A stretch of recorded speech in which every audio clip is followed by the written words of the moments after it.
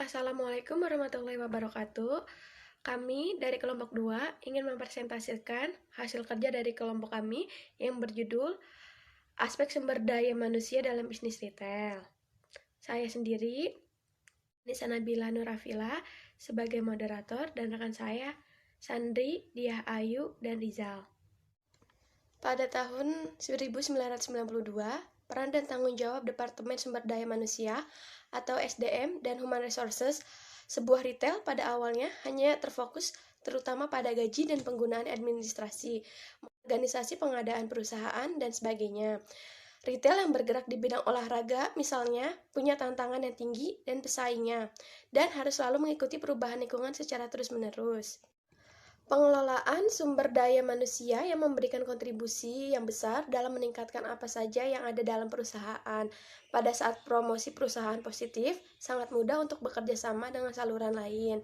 Dan pada pembahasan ini akan membahas organisasi manajemen karyawan yang mengelola sumber daya manusia atau retail, yang hubungannya dengan pelanggan, dan kulturnya mengenai retail hingga menjadi manfaat kompetitif yang mendukung.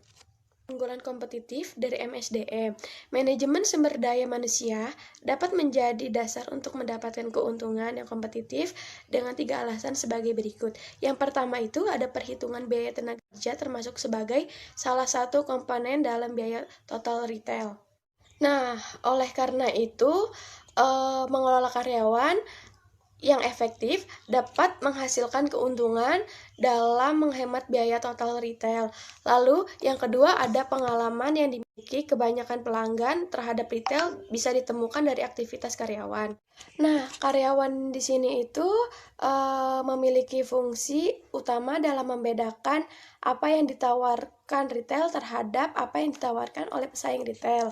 Lalu yang ketiga itu ada mengelola sumber daya manusia yang baik akan mewujudkan kinerja operasional karyawan retail yang baik pula.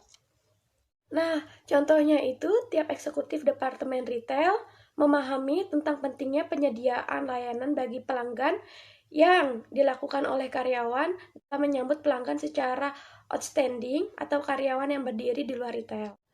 Nah, namun setiap eksekutif tidak mungkin secara terus-menerus melakukan pengawasan agar standar pelayanan ini konsisten dilaksanakan. Presentasi kelompok kami akan dilanjutkan oleh rekan kami. Ya, di sini saya Dia Ayu akan melanjutkan pembahasan yang tadi sebelumnya sudah disampaikan oleh rekan saya. Nah, hasil dari pengelolaan sumber daya manusia atau SDM di dalam manajemen retail itu berguna untuk menyamakan sikap dan perilaku kemampuan pada karyawannya. Nah, untuk menambah karyawan itu maka perlu dilakukan dengan survei. Survei itu dilakukan untuk mengetahui tentang sikap, perilaku, tingkat perputaran karyawan atau turnover. Nah, itu dapat dilakukan dengan menggunakan rumus jumlah penduduk selama 1 tahun dikalikan 100 dibagi jumlah posisi kerja sama dengan 100. Nah, itu tadi adalah rumus untuk mencari atau untuk menemukan tingkat perputaran karyawan atau turnover pada karya. Yang selanjutnya yaitu dalam mengatur sumber daya manusia atau SDM di dalam penjualan retail itu sangat menantang ya, terutama mengenai 3 alasan berikut ini. Yang pertama itu adanya kebutuhan tenaga kerja paruh waktu. Nah, biasanya di dalam manajemen retail itu beroperasinya itu selama 24 jam. Nah, yang biasanya itu terjadi setiap pada akhir pekan untuk memenuhi kebutuhan pada konsumennya. Nah, maka dari itu dilengkapi dengan shift kerja pada saat beroperasi selama 24 jam. Nah, yang kedua itu ada penekanan terhadap kontrol biaya. Nah, retail itu beroperasi dengan biaya yang terkontrol. Nah, maka pengelola itu harus berhati-hati, harus cermat di dalam mengelola retail dalam pembayaran gaji karyawan ataupun yang berhubungan dengan keuangan pada retail. Nah, yang ketiga, perubahan demografis pekerja. Nah, retail itu beroperasi akan menghadapi berbagai tantangan seiring berkembangnya waktu, seiring berjalannya waktu. Nah, demografis karyawan itu bisa mengurangi kualitas penjualan. Ya, yang selanjutnya yaitu membahas mengenai persoalan SDM, sumber daya manusia internasional. Nah, ada 3 perbedaan tantangan karena berbeda dalam nilai-nilai kerja, sistem ekonomi, dan hukum kerja, yang berarti apabila praktek sumber daya manusia (SDM) yang efektif pada satu negara itu belum tentu efektif pada negara lain. Nah, ada 3 persoalan strategis penting yang dihadapi pengelola SDM. Yang pertama yaitu bentuk struktur organisasi yang membagi tanggung jawab dan otoritas dalam melaksanakan tugas pada unit-unit bisnis beserta orang-orangnya. Di sini saya akan melanjutkan pembahasan dari Saudara Ayu, persoalan sumber daya manusia internasional. Nah, yang kedua itu ada pendekatan yang digunakan untuk mengkoordinasi aktivitas departemen, perusahaan, dan karyawan dalam memotivasi karyawan bekerja ke arah tujuan keberhasilan perusahaan. Yang ketiga itu program yang digunakan untuk membangun komitmen karyawan mempertahankan nilai bagi SDM. Struktur organisasi yang sesuai untuk retail. Struktur organisasi ini mengidentifikasikan aktivitas yang spesifik dilakukan karyawan dan menentukan garis otoritas dan tanggung jawab dalam perusahaan. Nah, langkah pertama dalam mengembangkan suatu struktur organisasi yaitu untuk menentukan tugas apa. Tugas tersebut bisa dibagi 4 kategori utama, yaitu manajemen strategis, manajemen administratif, manajemen produk, dan manajemen retail. Nah, terdapat berbagai pilihan struktur organisasi dalam retail yang dapat ditunjukkan dalam organisasi. Yang pertama itu ada bagan organisasi fungsional. Disusun struktur organisasi berdasarkan fungsi yang diajarkan oleh masing-masing departemen. Misal bagian promosi, penjualan, bagian barang dagangan, bagian sumber daya manusia, bagian operasional retail, dan bagian pengawasan. Terus yang kedua ada bagan organisasi berdasarkan produk. Disusun struktur organisasi berdasarkan barang dagangan yang dijual dalam retail. Terus ada juga bagan organisasi berdasarkan geografis. Nah, struktur ini organisasi yang disusun berdasarkan wilayah geografis yang dilayani oleh retail. Selanjutnya akan dibahas oleh Saudara Rizal. Waktu dan tempat saya persilakan. Baik, perkenalkan, nama saya Ahmad Riyal Faihaan. Saya akan melanjutkan presentasi dari Saudara Sandri. Selanjutnya ada bagan organisasi kombinasi, yaitu bagan disusun struktur organisasi dalam bentuk kombinasi antara fungsional dan geografis maupun barang dagangan yang dijual. Selanjutnya ada pertimbangan bentuk organisasi, yaitu ada 3. Yang pertama, spesialisasi, memfokuskan karyawan pada suatu satuan aktivitas yang terbatas sehingga memungkinkan karyawan untuk mengembangkan keahlian dan meningkatkan produktivitas. Misalnya seorang kasir membutuhkan profil karyawan dengan keahlian dan pengalaman yang berbeda dibandingkan dengan posisi pekerjaan satpam. Yang kedua, menyelaraskan struktur organisasi dengan strategi retail. Rancangan struktur organisasi perlu disesuaikan dengan strategi perusahaan retail. Contohnya, struktur organisasi bisnis restoran pastinya tidak sama dengan struktur organisasi bisnis minimarket. Yang ketiga, modal dan skala usaha, yaitu jika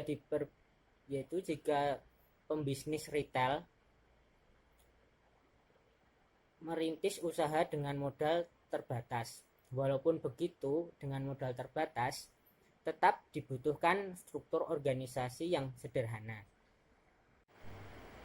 Selanjutnya ada kecenderungan dalam manajemen sumber daya manusia retail, yaitu ada 3 kecenderungan dalam manajemen sumber daya manusia untuk perusahaan. Yang pertama, mengatur perbedaan. Apa itu mengatur perbedaan? Mengatur perbedaan adalah suatu aktivitas manajemen sumber daya manusia yang tersedia untuk mewujudkan gugus kerja yang berbeda-beda. Di dalam mengatur perbedaan untuk mengatasi keanekaragaman bangsa pasar mereka, pelatihan keanekaragaman secara khas terdiri dari 2 komponen, yaitu mengembangkan komponen kesadaran budaya. Itu mengajarkan bagaimana kultur berbeda satu dengan yang lain antara karyawan dan bagaimana karyawan untuk tetap bisa bekerja sama. Yang kedua, membangun kemampuan melalui dukungan terhadap kelompok dan mentor program mentoring seperti para manajer tingkat rendah belajar mengenai nilai-nilai perusahaan. Yang kedua, ada masalah kebijakan dan hukum dalam manajemen sumber daya manusia, yaitu perkembangan hukum secara peraturan yang mempengaruhi praktik ketenagakerjaan manajemen sumber daya manusia dipandang sebagai suatu fungsi organisasi yang penting. Adapun masalah hukum dan undang-undang utama yang ada dalam manajemen karyawan retail, yaitu ada kesempatan yang pertama, ada kesempatan yang sama di setiap karyawan.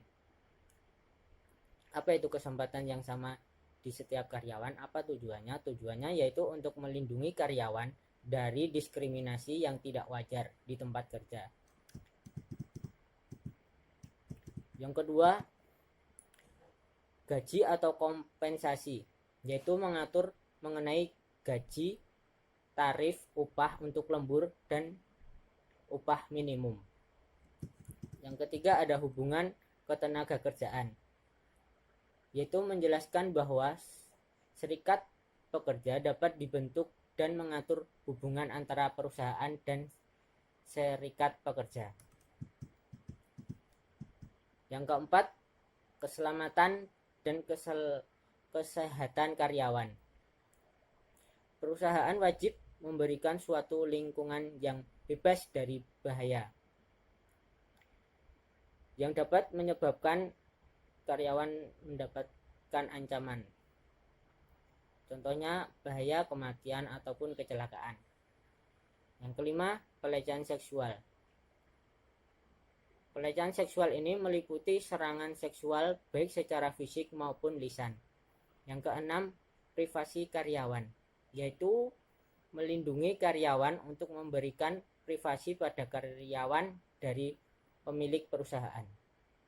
Yang ketiga, penggunaan teknologi. Perusahaan retail menggunakan internet untuk mengoperasikan sumber daya manusia secara otomatis. Contohnya, untuk membuat catatan operasional karyawan dan membayar gaji karyawan. Sekian dari kelompok kami, kurang lebihnya mohon maaf. Wassalamualaikum warahmatullahi wabarakatuh.